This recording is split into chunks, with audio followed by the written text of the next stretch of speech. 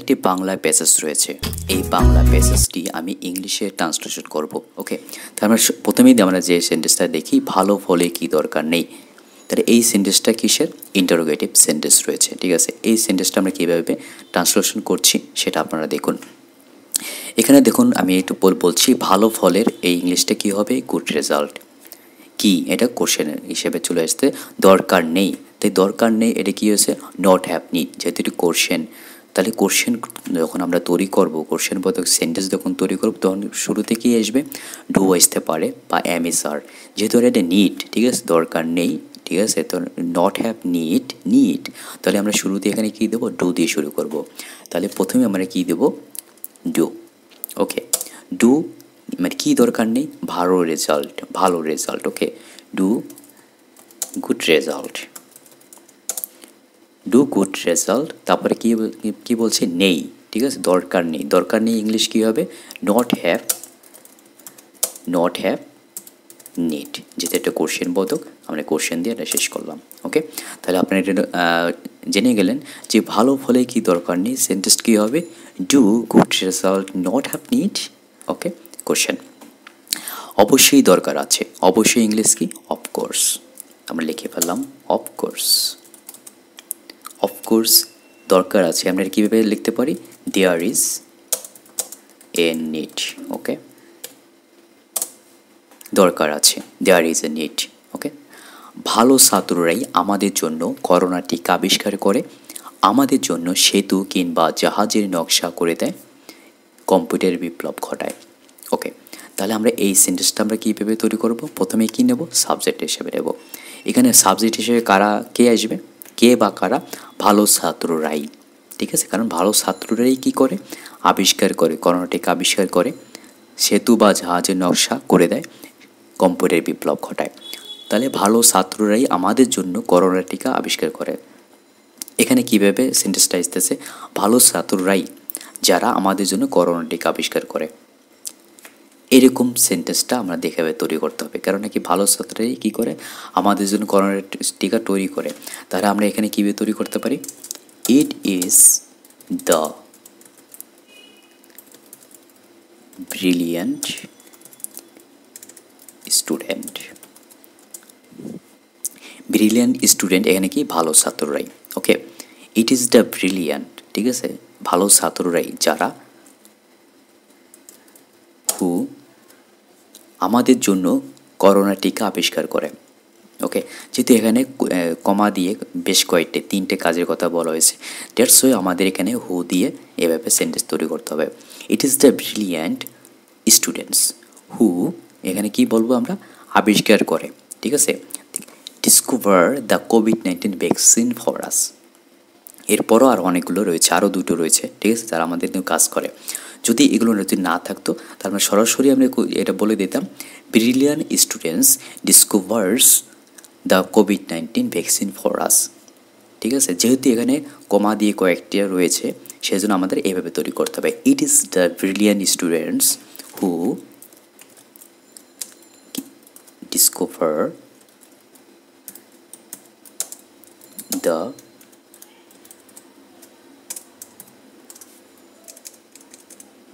পার্সেন্টেজে নেই,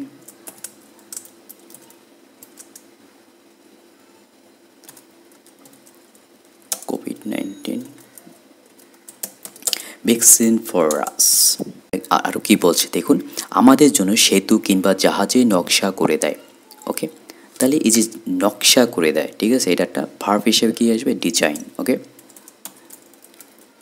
ডিজাইন, কি ডিজাইন করে? জাহাজের নকশা। ঠিক আছে, তাহলে ডিজাইন জাহাজ, সেতু কিংবা জাহাজের নকশা, তাহলে ডিজাইন, ডিজাইন মানে নকশা করে দেয়। ডিজাইন কি? সেতু কিংবা শিপস। ব্রিজ, সেতু ইংলিশ কি? Bridge, BRIDGES, bridge or ships for us. এটা বুঝতে পারছেন? সেতু, ব্রিজ কিংবা অর জাহাজ, শিপস ফর আস, আমাদের জন্য, ফর আস। ওকে, নকশা করে দেয়, ডিজাইন। দেন কি বলছে? কম্পিউটার বিপ্লব ঘটায়, কমা দিলাম, যেহেতু তিনটা পরে হলে তার লাস্টের আগেটায় কী হবে? অ্যান্ড দেবো। ঠিক আছে, অ্যান্ড আমাদেরকে এখানে কী বলছে, বিপ্লব ঘটায়। ঠিক আছে, বিপ্লব ঘটায় এর ইংলিশটা আমরা এখানে কী বলতে পারি, রিভলিউশনাইজ। ওকে, রিভলিউশনাইজ অর্থাৎ হচ্ছে বিপ্লব ঘটায়। The world of computer. ওকে,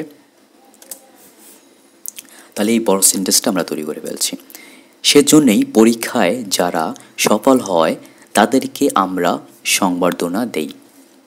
ঠিক আছে, এখানে কি বলছে, সেজন্যই ইংলিশে আমরা কি বলতে পারি, that is Y. Okay, that is Y কি বলছে, আমরা পরীক্ষায় যারা সফল হয় তাদেরকে আমরা সংবর্ধনা দেই। এই যে সংবর্ধনা দেই, এই সেন্টেন্সটা শুরুতে আসবে। ঠিক আছে, আমরা সংবর্ধনা দেই, that is why we honour. Honour কি, সংবর্ধনা দেওয়া, অনার তাদেরকে। ঠিক আছে, অনার দোষ তাদেরকে। ঠিক আছে, কাদেরকে, যারা পরীক্ষায় ভালো কি ভালো ফল করে বা যারা পরীক্ষায় সফল হয়। ঠিক আছে, তাদেরকে দোষ যারা, হু আর কি সফল হয়, সাকসেসফুল। সাকসেসফুল কিসে, পরীক্ষায়, ইন এক্সামস। দেন কিন্তু যারা সফল হয় না তাদের সংখ্যা বিপুল। ওকে, তাহলে এই সেন্টেন্সটা আমরা কীভাবে তৈরি করব, প্রথমে আমরা দেখব কিন্তু। কিন্তু ইংলিশ কি, বাট। এটা আমরা করে ফেলি, বাট।